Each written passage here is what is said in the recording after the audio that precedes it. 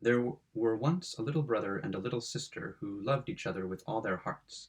Their own mother was, however, dead, and they had a stepmother who was not kind to them and secretly did everything she could to hurt them. It so happened that the two were playing with other children in a meadow before the house, and there was a pond in the meadow which came up to one side of the house. The children ran about it, and caught each other, and played at counting out.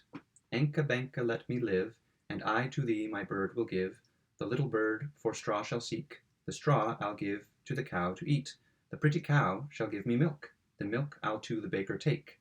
The baker he shall bake a cake, the cake I'll give unto the cat shall catch some mice for that.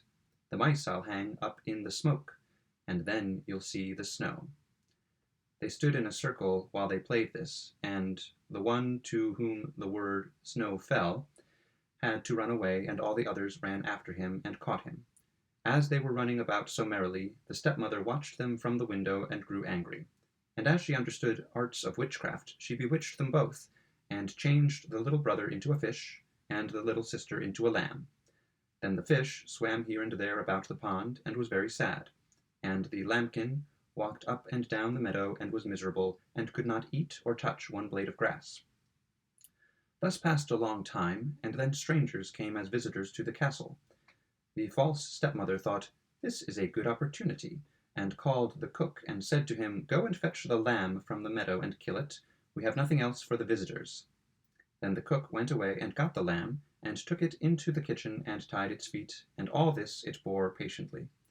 When he had drawn out his knife, and was whetting it on the doorstep to kill the lamb, he noticed the little fish swimming backwards and forwards in the water in front of the kitchen sink, and looking up at him. This, however, was the brother, for when the fish saw the cook take the lamb away, it followed them, and swam along the pond to the house. Then the lamb cried down to it, "Ah, brother, in the pond so deep, how sad is my poor heart! Even now the cook he whets his knife to take away my tender life."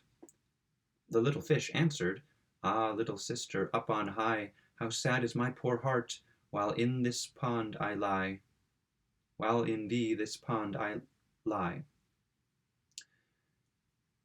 When the cook heard that the lambkin could speak, and said such sad words to the fish down below, he was terrified, and thought this could be no common lamb, but must be bewitched by the wicked woman in the house. Then said he, "Be easy, I will not kill thee," and took another sheep, and made it ready for the guests, and conveyed the lambkin to a good peasant woman, to whom he related all that he had seen and heard. The peasant was, however, the very woman who had been foster mother to the little sister, and she suspected at once who the lamb was, and went with it to a wise woman. Then the wise woman pronounced a blessing over the lambkin and the little fish, by means of which they regained their human forms, and after this she took them both into a little hut in a great forest, where they lived alone, but were contented and happy.